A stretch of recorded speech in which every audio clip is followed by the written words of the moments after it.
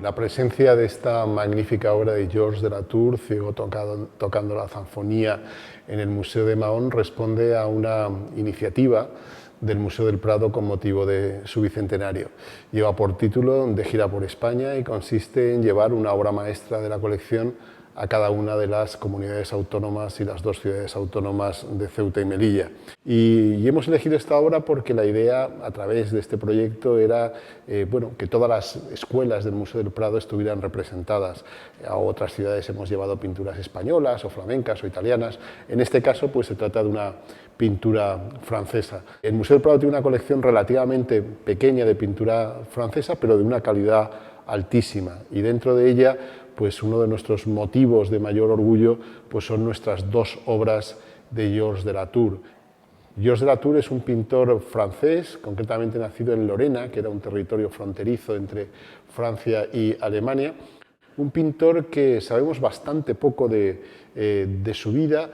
Probablemente pasó un tiempo en Italia, donde debió empaparse de lo que era en esos momentos pues, la gran revolución que estaba teniendo lugar en la pintura europea, que era el caravallismo, ese nuevo realismo, ese nuevo tenebrismo que introdujo Caravaggio. También ese gusto por un tratamiento pues, mucho más descarnado de los temas, privado del idealismo que aparece en todo lo que es el Renacimiento.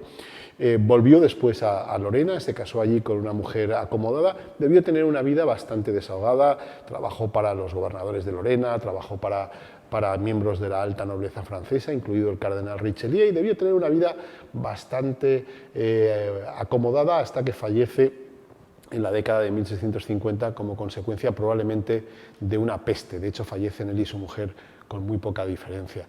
Y es un pintor que, sin embargo, después pasa al olvido, prácticamente desaparece de la historia del arte, y solo en el siglo XX, a través sobre todo de un historiador, Hermann Bosch, que empezó a unir unos documentos con una serie de obras que hasta entonces pues no tenían autor o estaban erróneamente atribuidas, empezó a perfilar lo que era la trayectoria de Georges de Latour, y poco a poco pues, fue incrementando su prestigio hasta convertirse en uno de los pintores más importantes del barroco europeo, sobre todo a partir de dos enormes exposiciones dedicadas a Georges de Latour en París en la década de 1970.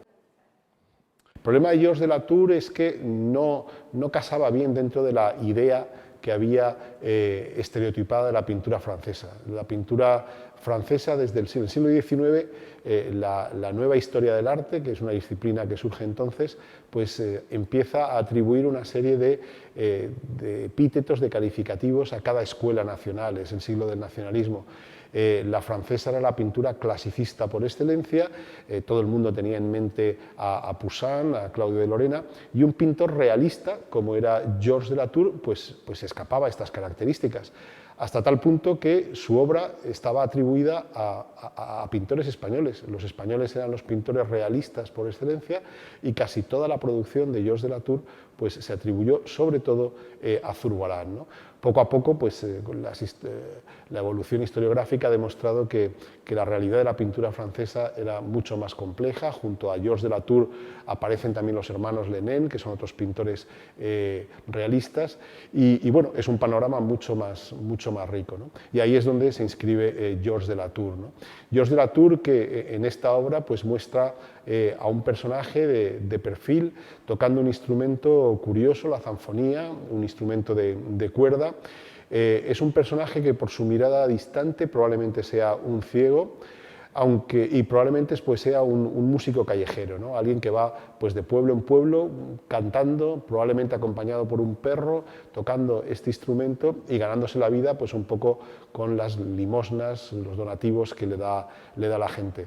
Probablemente no siempre fue músico. Cuando uno se fija en sus manos, son unas manos de alguien que ha trabajado con ellas, ¿no? Con alguien, no es la mano fina, delicada que asociamos normalmente con un músico, ¿no?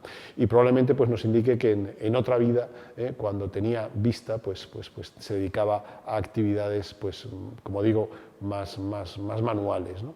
En estos momentos no, en estos momentos este viejo, pues como digo, es un músico, y es curioso cómo el primer diccionario que hay de la lengua castellana, que es el Tesoro de la lengua castellana de Sebastián de Covarrubias, que se publica en el año 1611, cuando tiene una entrada dedicada a este instrumento, a la zanfonía, y dice que es instrumento de pobres franceses, es decir, es un instrumento muy asociado a estos pobres que iban viajando músicos y sobre todo muy identificado con la nación francesa, ¿no?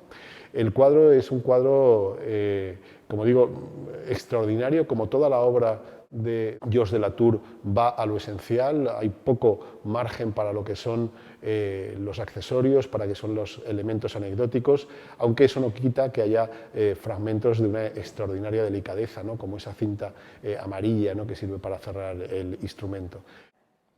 Aunque resulta muy difícil fechar las obras de Georges de Latour, puesto que solamente hay 2 firmadas y con fecha, lo cual hace que sea bastante difícil.